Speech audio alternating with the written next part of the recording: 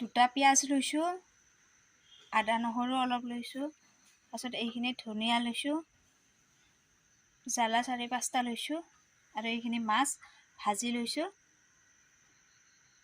আৰু এই ৰঙালাও আৰু আলুখিনি কাটি লৈছোঁ। এতিয়া কেৰাহী গৰম হৈছে, ইয়াতে পিঁয়াজখিনি দি দিম।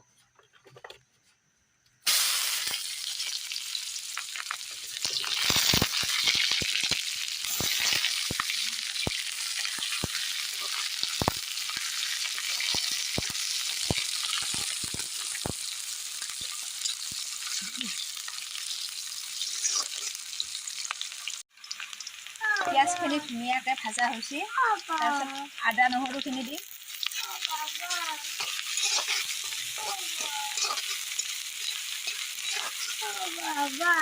জ্বলাখিনি পিছত দিম। এতিয়া হালধি দিম। হালধিখিনি মই লাৰি দিছোঁ।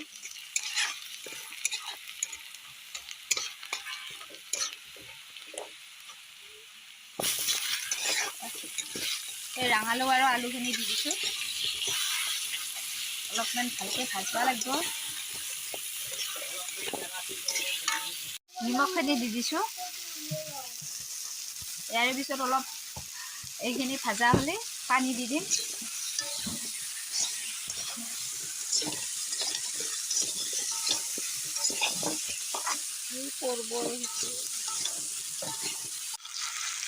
চব্জিখিনি ভালকৈ ভাজি লৈছোঁ, ভাজা হৈছে। ইয়াৰ পিছত মই অলপ পানী দি দিম।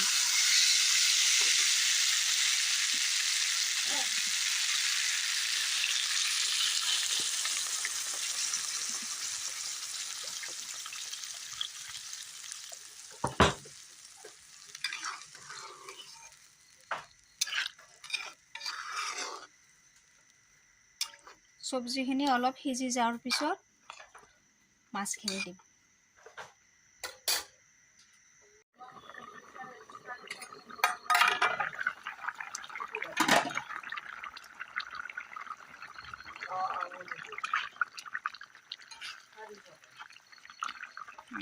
আঞ্জাখিনি ধুনীয়াকৈ সিজিছে। ইয়াৰে পিছত মাছখিনি দি দিছোঁ।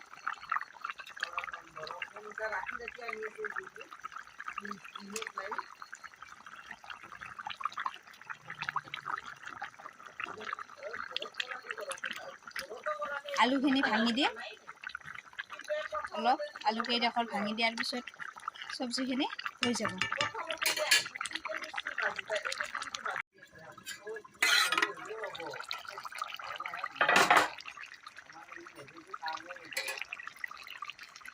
আঞ্জাখিনি ধুনীয়াকৈ হৈছে। জ্বালাখিনি দি দিম। জ্বালাখিনি পিচি লৈছোঁ।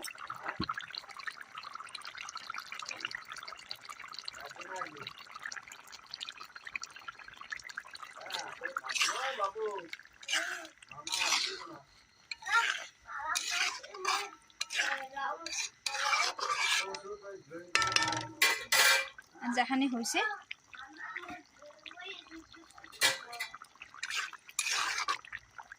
এতিয়া গেছটো বন্ধ কৰি দিম।